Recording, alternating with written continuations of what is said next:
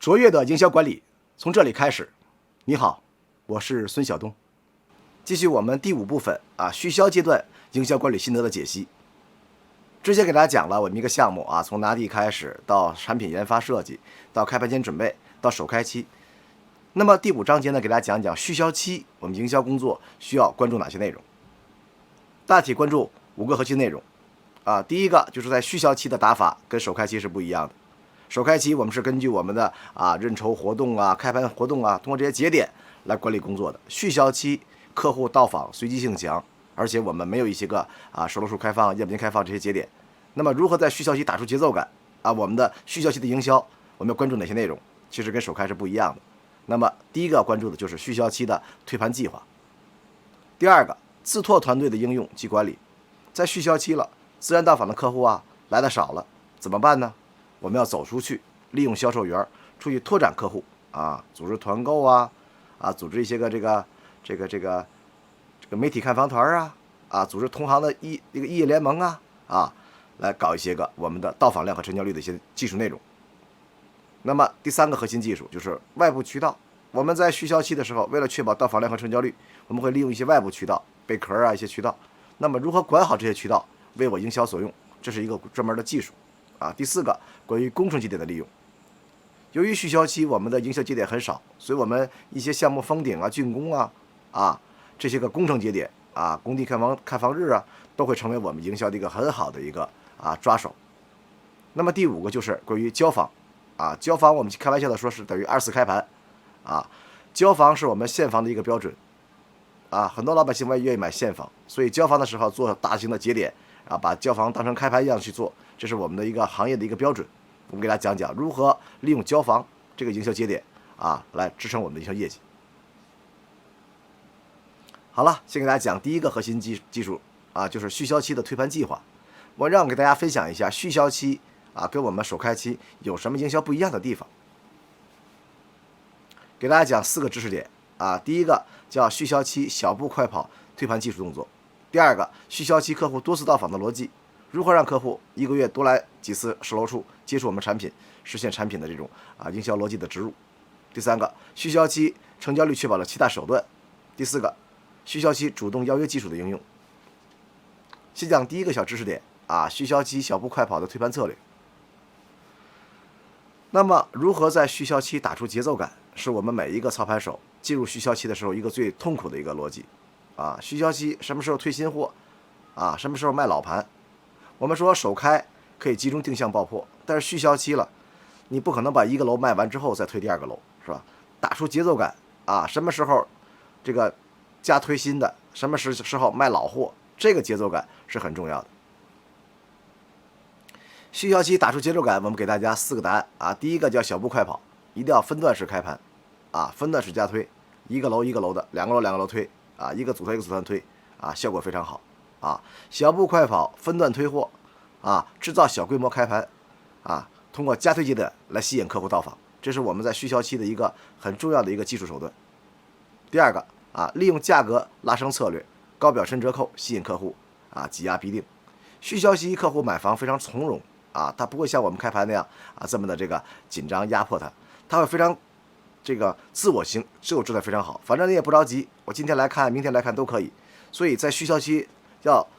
打出节奏感给客户一种暗藏的高压逼定，我们叫卖压卖场的这种压力要增大。那么如何在续销期打出节奏感？其实我们的价格策略是很重要的，是吧？随着我们价格的拉升，每个月涨1个点，这样的话客户就有紧迫感了，早买就有优惠通过价格拉升。什么叫高表示折扣呢？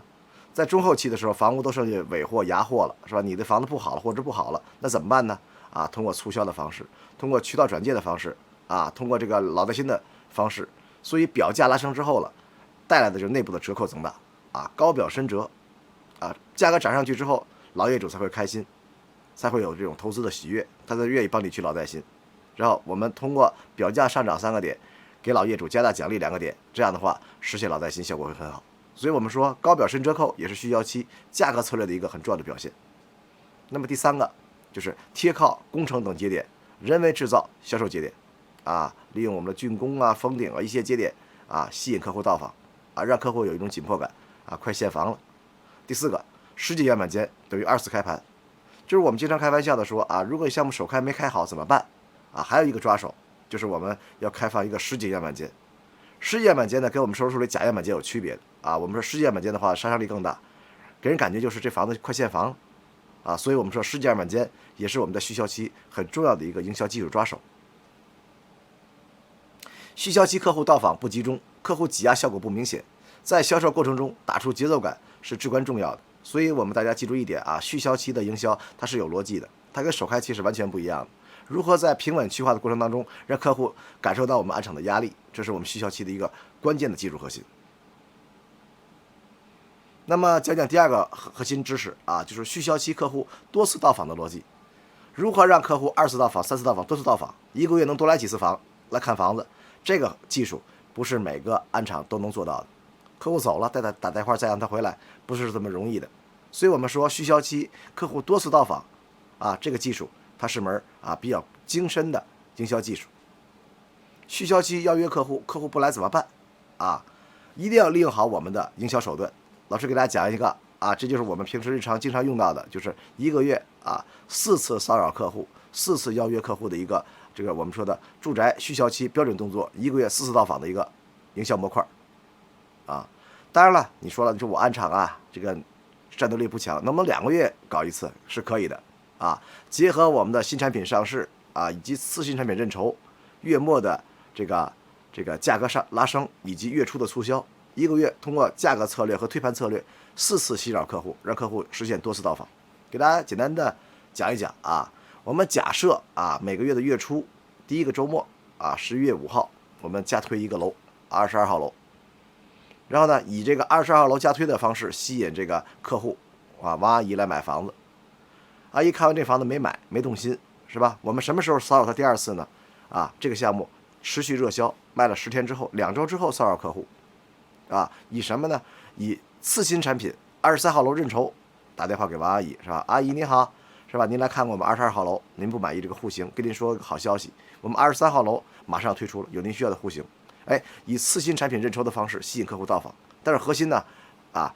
登记他的意向提前登记、提前选房的方式，了解客户为什么不满意22号楼，是吧？找出客户相对满意的产品推荐给他，实际上还是要卖22号楼，是吧？然后第3次是什么时间呢？到月末的时候每个月的月末的几天，我们价格要上涨，涨价前吸引王阿姨王阿姨马上要涨价了您看抓紧时间来买这个房子涨3个点就5万块钱就没有了。是吧？挤压他一下，然后下一个月到了12月份了，是吧？我们月初的时候搞一个促销，针对他喜好的房型1对1的进行定向促销打折。如果他还不满意的话12月份的第1个周末再推出23号楼。所以我们说，在一个续销期的时候，我们是可以通过我们的推盘策略，以及新项目的认筹策略，以及价格上涨，以及价格促销等一系列的产品策略和价格策略来吸引客户多次到访。所以我们说，在续销期用好我们的退货节奏以及价格策略来实现让客户多次到访实现有效卖压的一个核心技术。利用推盘节奏、价格货值的变化，给销售员创造多次接触客户的机会，是续销期营销的一个基本逻辑。希望大家用好这些手段，能够保障我们客户多次到访。那么第3个知识点续销期暗场成交率确保了7大手段。那么在续销期的时候，销售的接访跟我们首开期是完全不一样的。首开期是通过活动通过我们的节奏来挤压客户，只要我们销售员会说，按照公司的要求说怎么认筹、怎么升级、怎么开盘挤压就可以了。但是续销期客户是非常非常从容的客户非常非常理性多次到访要深度的比较，是吧？属于那种特别理性的客群，所以要求我们销售员的表现跟首开期就不一样了。必须要学会谈判，学会利用我们的推盘策略和价格策略，跟客户进行有效沟通通过我们的服务，通过我们的谈判给客户进行有效洗脑，最后实现成交。所以我们说，一般续销期的时候，我们的谈判周期会比较长，客户可能3次、5次甚至30次到访都有可能，就是我们要保持一个做持久战的打算的总论续销期暗场接访跟首开期是完全不一样的客户的紧迫感不如首开期。所以我们一定要做足做持久战的这个准备。那么给大家讲讲续销期接访客户的我们的营销技术。第一个依据客户选择客户斩杀战术。由于客户更加松散，客户更容易这个沉住气多次到访，多次比较，属于理性性的客群。所以在续效期的营销，必须营销的输出必须要专业，必须要准确。我们说12个字叫充分准备、有效辨别、合理使用。什么叫充分准备啊？客户来之前要充分了解客户的需求，什么样的人开什么样的车，拎着包和夹着包的区别有什么，是吧？客户的购买意图以及他的这种个人的身份一定要充分的准备。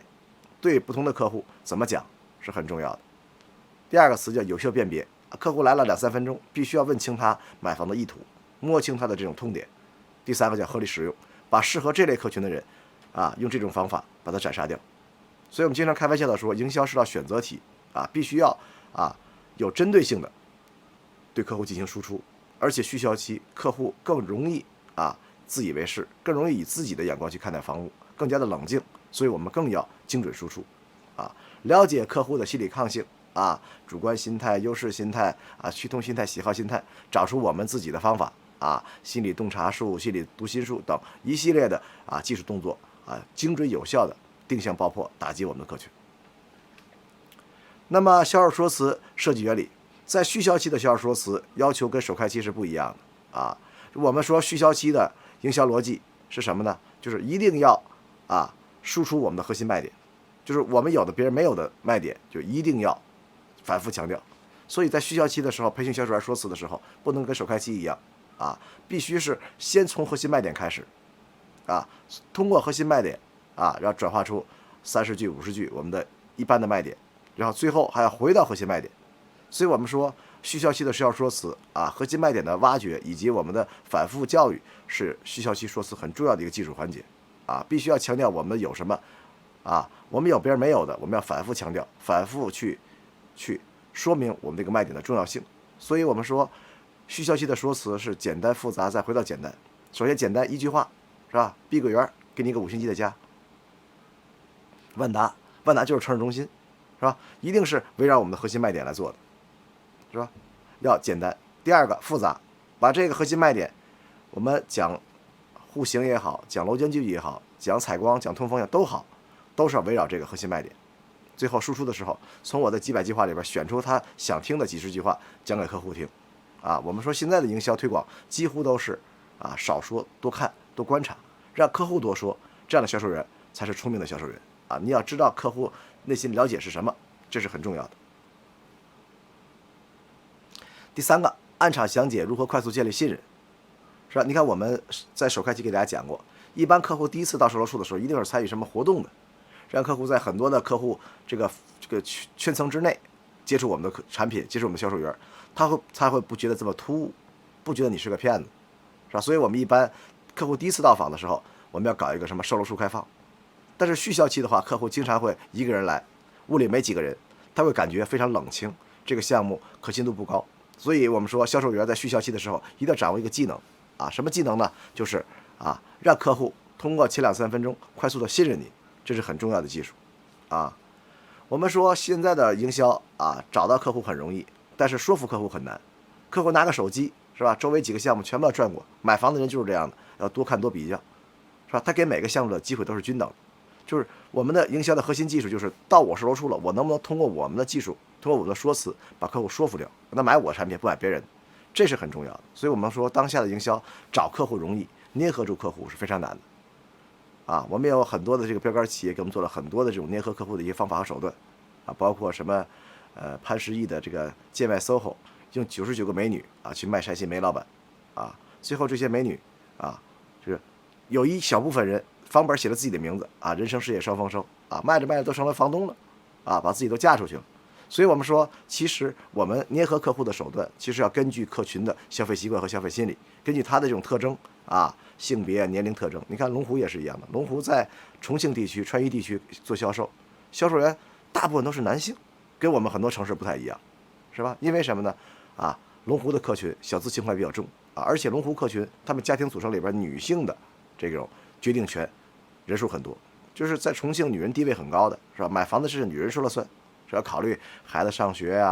老公上班是吧？这个老人赡养啊，生活便利啊，所以最后买房子是女主人决定，跟别的城市不太一样。所以销售员一般会配置一些个年轻帅气的小鲜肉、小哥哥来卖房子啊，对这个30-40岁的老女人啊，杀伤力是非常大的。所以我们说啊，我们的销售员的年龄、性别的配置，以及我们的销售说辞，包括我们对客户的这个洞察，都是我们取得客户信任的一个很重要的技术环节啊。包括我们说这个北京有一个豪宅专家叫中赫地产啊，他们做了一个停车场的技术，是吧？在停车场里放了一个摄像头，通过拍客户的这个车的牌照这个动作，了解客户的爱车的信息啊，通过爱车信息反推这个客户他的兴趣和属性啊。所以我们说，其实了解客户意图快速建立信任，是我们每一个职业顾问都必须要掌握的技能啊。这个技能是很重要的啊。希望我们管理层在续销期的时候，一定要对我们的销售员进行一个续销期的一个销售说辞的一个系统培训啊。比如说一个微笑啊，一个30秒的自我介绍啊，我们一个像暗场的一个冷知识啊，包括对客户的一个恭维啊，这些个小技巧一定要在续销期让销售员灵活掌握，有效输出。续销期客户是非常谨慎的，所以要求我们每个销售员必须更加精准的进行技术输出。第4个321说辞讲解法什么叫321说辞讲解法呀？就是我们现在经常非常流行的，我们叫 FABE， 是吧？一个销售说辞必须要给它正反几方面的一个论证，是吧？我们讲楼间距大，是吧？首先第一个 F 楼间距多大呀？100米还是80米？讲一个功能。那么 A 是什么呢？对你的好处，楼间距大呀，是吧？孩子能在家里边生活学习，能多晒太阳，以后能茁壮成长，是吧？老年人多晒太阳补钙，是吧？身体健康，长命百岁，这是这个 A， 是吧？那么 B 是什么呢？对你的好处，是吧？你家的孩子多大？几岁了？是吧？你的孩子在我这生活，多晒太阳，健康成才，是吧？ E 是什么呢？你看别人家那个旁边那个30-40米楼间距的，是吧？晒不着太阳，老年人都得抑郁症了，是吧？还听说旁边那个楼里边，楼间距小的，好多人抑郁症都跳楼了。用这种反面和正面的这种引导和反面的这种压迫感，给客户一个心理暗示。所以我们说问答式的输出在我们续销期的时候是很重要的讲项目4至，是吧？东马路、南马路、西马路、北马路。说先生，您是从哪儿过来的？这先生说我是从南二环过来的。哟，南二环到我这西3环买房子，是吧？要不然在这上班，要不孩子在上学，是吧？肯定有目的性的，是吧？一个设问，是吧？先生您过来可够堵的吧？是吧？您看我们这儿交通非常非常好，从来不堵车，是吧？抓住了客户南二环堵车、平行交通的这个痛点，是吧？第一个设问激活客户，第二个反问，强调痛点，把我们项目的周边的环境立体交叉出行方便讲给客户听。所以我们说现在的营销说辞一定是问答式、互动式的，一定是带有引导性的、带有批判性的讲出我们项目的优势和别的项目的不足。只有这样的话才能打动客户提问式的销售说辞讲解法心得有2：第一个，通过提问激活客户，让你的客户聚焦听你的核心讲解内容；第二个，通过提问回答了解客户的真实需求，从而制定下一步的作战计划。所以我们说，科学设置问题，反复锻炼，才是我们续销期销售员需要掌握的核心技术第3个第5个，报价。有很多销售员报价逻辑是错误的报价不是等客户问到具体的项目的时候要主动报价，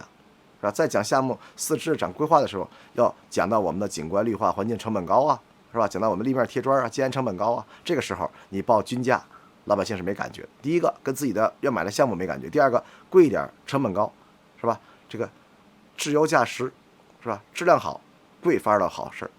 是吧？然后讲楼王，讲楼王讲什么东西一定要讲价格，是吧？我们均价18000，楼王22000，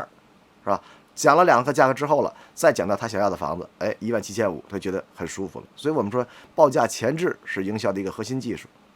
一定让客户关注你的楼王和均价，而忘了精品项目卖14500这么一个现实。所以我们说前置报价也是我们在续销期每个置业顾问必须要掌握的一个核心技术。第6个，团队配合 SP 技术就是我们的客户一般有5大抗性，他不买你房子的核心原因就是这个抗性没有解开，分别是主观意识抗性防备心理、优势心理、趋同心理和谨慎心理。所以营销工作我们最重要的核心技术就是要解除客户的心理障碍解除他的心理抗性。所以我们说主观意识、防备心理、优势心理、驱动心理、谨慎心理，如果我们不解开它的话，你的成交率无法大大提升。我们在19年有个数据啊，就是按场意向成交率只有13.45%，就是来100个客户啊，有87个人没有买我们的房子。其实核心不是因为他没看到你房子好，而是他有些心理的抗性没有解开。销售员我们叫置业顾问啊，等同于医学顾问、法学顾问。什么叫顾问呢？就是要把他内心的痛点，对置业方面的一些不理解的东西，给他解释合理，解释开，那你才叫顾问。所以我们不能滔滔不绝的讲销售说辞，一定要跟客户有互动，一定要了解客户的痛点，然后试图通过买房的事情来解决他内心的痛点，这是很重要的。所以我们说啊，我们暗场有 SP 技术 ，SP 是什么呀？就是暗场卖压，就是销售技术。给大家介绍几种暗场常用的一些 SP 技术啊，比如说第一个啊，不同兵种参与 SP， 解决客户的防备心理。一般客户来第一次都是在什么活动上，他一来之后，嚯，这么多人能看房子，心里边就放松警惕了，是吧？一般是热闹庄重的氛围营造，初次到访的时候，在街坊区有对很多人，只有这样的话，才能让客户放下防备心，觉得我们公司是可信的，不是一个提包公司啊。第二个就上下级参与 SP， 叫解决客户的主观意识，是吧？客户跟你谈判，突然这时候我的领导来了，介入谈判了，那我就有优势，就跟孩子打架是一样的，是吧？两个孩子小学打架呢，一方家长来了不打了，是吧？不管是有理没理的都说不打了，因为什么？你父母来了。等这孩子上大学，两个人还打架呢，是吧？一方老人来了，是吧？本来这个小伙子把他们这父子俩都能干掉的，也不能打了，因为什么？你的领导来了啊，你的这个家长来了。那么我们平时也是一样的，销售员跟客户谈判的时候啊，这个谈了半截的时候，我方的经理出现了，是吧？给客户的压力是非常大的。所以我们说上下级参与 SP 也是我们续销期 SP 里边很重要的技术，就是越难卖的产品，经理总监参与谈判的频次越多才是。啊，谈判过程中重要节点、活动现场以及配合3级谈判法则来输出，啊，来挤压客户，效果非常好。第三个，外部资源参与 SP， 啊，解决客户的优势心理，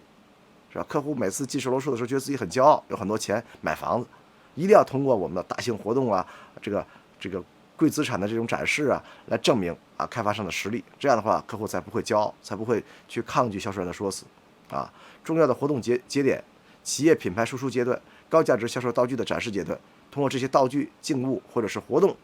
告诉客户开发商的钱比你多得多，请你不要骄傲，一定要啊耐心啊听我们销售员给你讲沙盘说辞。第四个啊叫群众参与 SP， 啊，解决客户的是吧趋同心理。一般老百姓就是这样的，是吧？买房子看别人买我就买，所以我们在暗场里边有很多道具是使用这方面的，比如说上次老师讲过的砸金蛋，有很多同行不知道砸蛋是干什么用的，啊，是客户逼定的，不是这样的，啊，是客户引导的，解决客户趋同心理的，是吧？买房子成功了，先让人砸个金蛋吧。有见的销售经理站在金蛋区，用余光来环视着台下的这几个谈判的客户，是吧？一砸，砰一砸，声光电出现了。说看看下边谁反应最灵活。哟，旁边有个阿姨，哎呦，砸个金蛋又卖个房子，哎，砸什么东西来了？冰箱彩电呢？这个客户已经成熟了，赶紧经理跑过去配合销售员逼定这个客户。所以我们说砸金蛋也好，包括10年前的单体护膜技术也好，单体护膜啊，我们说单体沙盘，不是要放在沙盘区的，而是要放在下盘区的。我们在20年前啊，我们这个技术核心就是让我们的团队配合挤压用的，是吧？啊，看看这户型，旁边几个人在看这护膜，大家一围起来，好像这房子很紧凑一样。所以我们说，一般啊，我们团队配合啊，一般会遇到一些道具，包括砸金蛋也好啊，包括按上堆头也好啊，包括单体护膜，都是给客户很好的一种引导啊，让客户感觉那种趋同性的一种啊消费冲动。第5个啊，叫做同组人员参与 SP， 啊，就是我们经常说的这种防托技术啊，就是利用我们自己的员工掩护员工，自己掩护自己，是吧？阿姨，您看这户型啊，就剩这个302了，是吧？再不买就没有了，最后一套了。是吧？趁阿姨不备，用个 pad 笔按住这个户型，怕2秒之后信息传给了同组的老李了。老李一看，哟，老孙要掩护302，老远就喊啊，哥们儿，那个2号楼3号别卖了啊，我客户取钱去了，马上过来交定金。哎，老李，啊，别让他来了啊，先到先得，我这阿姨现在交钱。哎，同行的这种掩护，在我们中国营销圈里边是一个啊不能说的秘密啊，所有人都知道啊，但是啊每个团队的用法是不一样的，所以我们说同组人员参与 SP 能解决客户的谨慎心理。啊，那么这些 SP 技术动作在什么时间使用呢？给大家讲一下啊，必须要客户已经具备了成交的这种时机的这种现象出现了，那么判断客户成交时机是每一个置业顾问必须要掌握的技能。一般客户出现如下11种现象的时候，证明客户的谈判时机已经确定了。包括问询认购方式，要求更多优惠，话多的客户突然不说话了，话题集中某套房源，反复询问如果买房能满足其他要求。当客户提出要你帮忙参谋有房源的时候，请你无偿保留房子的时候，当客户非常关心物业费的时候，当客户突然带一帮亲友团来看房子的时候，当客户受现场氛围兴奋不已砸金蛋的时候，当现场聊2组客户加在一套房源的时候，当出现如下11种情况的情况下，果断使用 SP 技术逼定它，就有很好的效果。那么跟大家讲一个事情就是3级谈判法则，就是一般在续销期，一个销售员接待客户频次过多，时间过长，不一定是好事儿。有很多销售员找到我说：“孙总是吧？我这个人非常执着，是吧？是非常有韧性的。一个客户来了7次了，是吧？我一定把他干掉，我有能力说服他。”我跟他说了一个建议，我说：“小伙子不要这么的执拗不是什么好事儿这客户听我的，让给你的经理，让他去带。”果然小伙子把这个客户交给他经理了，没几次就成交了。为什么？很简单，在续销期，客户多次到访的目的，证明他对产品是有信心，但是他对你是没信心。所以我们经常开玩笑的说卖房子不能过于的执着当客户多次到访的时候，你要考虑一个问题，就是他不是对产品没信心，是对你没信心。一定要把你的客户换给别人去带，效果好很多就跟我们开玩笑的时候，我们说打麻将一样，是吧？4个人打麻将，这个人老不开胡，换个人来玩，一会儿就开胡了。为什么？是吧？旁边3个人打法跟你是相克的，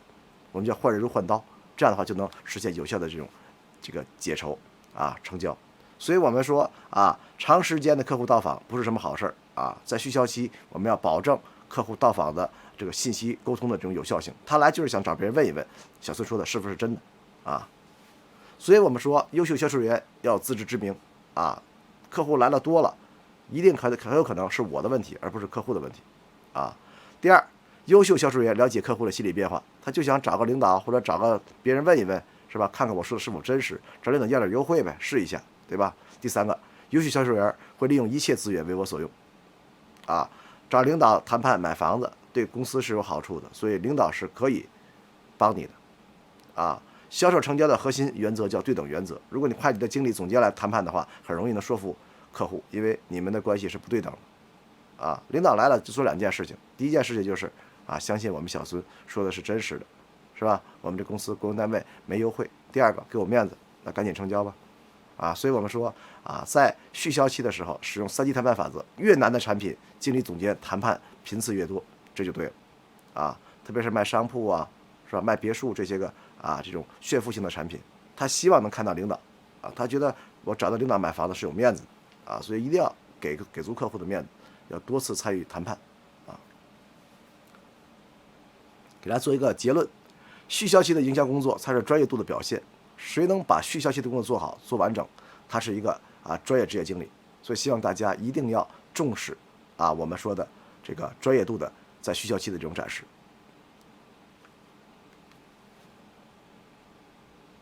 好了，讲第4个知识点续销期主动邀约技术的应用孙老师提到了续销期到访量很少，那怎么办呢？销售员要学会主动出击主动的去接触客户。其实我们在国外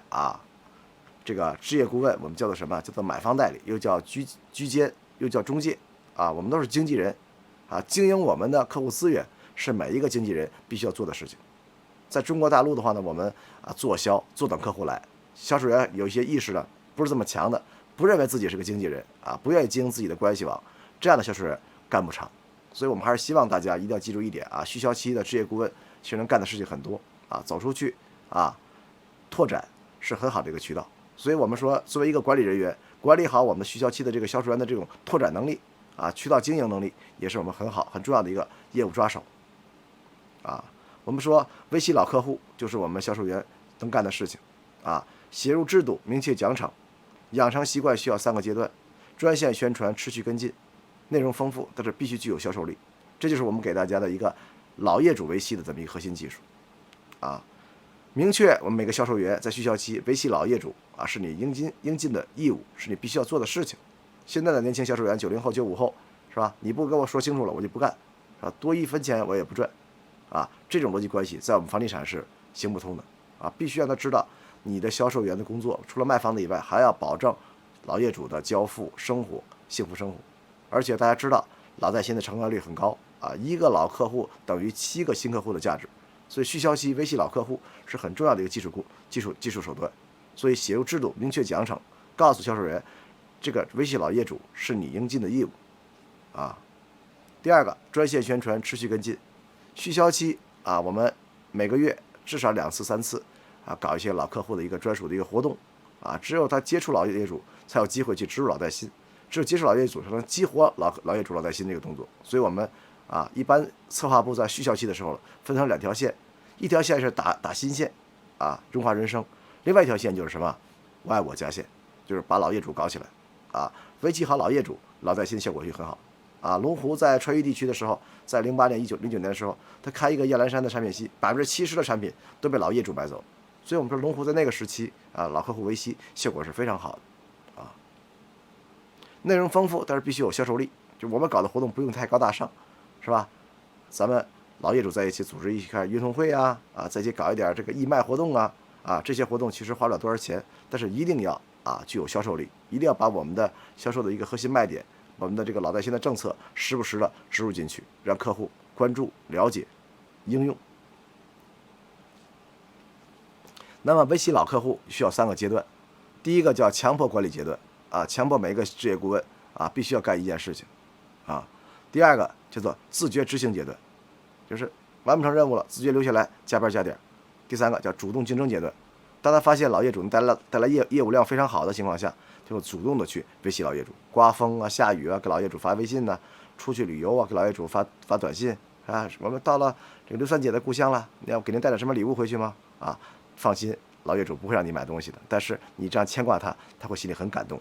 所以我们希望大家要学会维系老业主，必定老业主老带新，他已经买过房子了，他去说服别人，比我们销售员说服力会更强。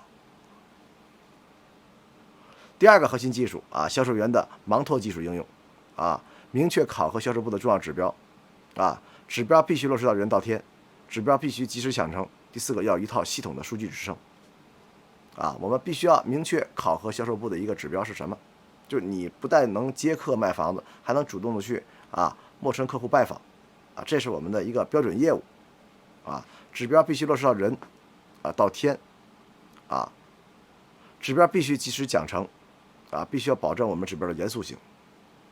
而且要一套的系统数据去支撑融创这点非常好，是吧？他把他的客户的这个信息也好包括接触客户的这个电话也好录音也好，全部都系统化，这样的话能保证我们每个销售员在正确的轨道上高速奔跑关于客户的数据库管理的系统，包括我们的目标制定以及完成情况，都是数字化、互联网化了。这样的话由于长周期的销售我们跟客户接触时间比较长，就避免了拿个本记个什么东西或者都忘掉了所以还是希望大家利用好大数据的这种技术手段，利用好我们的这种好的跟进方法，有效的长期的持续的跟进客户，最后实现成交。组织团购呢，也是我们平常日常的一个活动销售员的指标之一销售一把手必须亲自参与谈判，特别是找些工矿企业，是吧？经理总监去跟人家谈容易谈，你派个销售员去的话，他们可能不一定接待你而且团购不单单是可以定向的做，而且还可以把它做成在续销期的一个优惠做成假的优惠来包给我们的这些个销售员，让他们给到我们的意向客户以参与团购的方式逼定客户成交。全员营销呢，上次老师讲过了，它不是全员卖房子，是全员参与营销工作提供信息总经理动员会。要想让我们的工程设计成本这些个工程师帮我们卖房子，一定让我们项目总开动员会要专人负责指标落实专人不一定是营销人，还有可能是办公室行政财务这些敏感性的这个部门这样的话更有压力。第4个叫激励措施，但凡做成的一定是要奖励的，现金奖励编外经纪人我们会找一些个地产以外的同行，比如说保险公司的人比如说一些高炒股大妈帮我们卖房子首先第一个互信是关键，人家为什么要信你第二个每一个活动过后能否收获一个团队但凡花钱做的活动的人是不是能够把我们作为意见领袖传递这个我们的产品信息赚我们的新带新的钱这是很重要的。第3个关于激励荣誉更重要啊，一定要这个荣誉、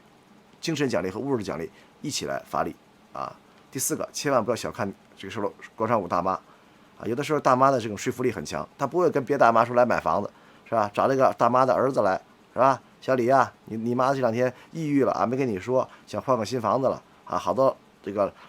老朋友都搬去新小区了啊，该给你妈买个房子啊。大妈去教育这些孝子贤孙的话，效果非常好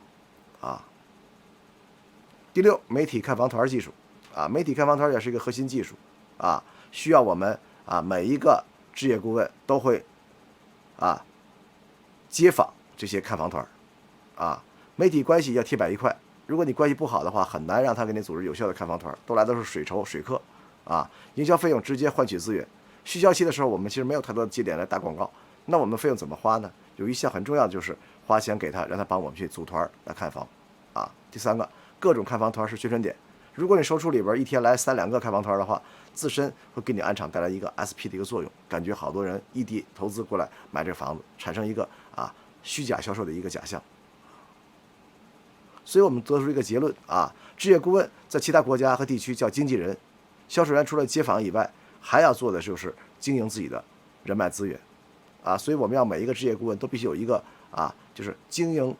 客户资源的这么一个能力和兴趣，只有这样的话，才能销售员养成一个窥探客户隐私啊，跟客户有效互动，进行有效邀约的这么一个过程，弄明白客户为什么买房，为什么不买房啊。如果你浑浑噩噩的知道他来给我买房子，打电话没事老问他先生你买房子吗？这种电话是完全无效的啊，必须要了解客户的内心的这种心理动向啊，才能有效的去把客户导入案场，实现转化。好了，我们这节课就讲到这儿，下节课给大家讲讲自拓团队管理的技术，就如何管理我们的销拓一体的自拓团队。我是孙晓东，我们下节课再来。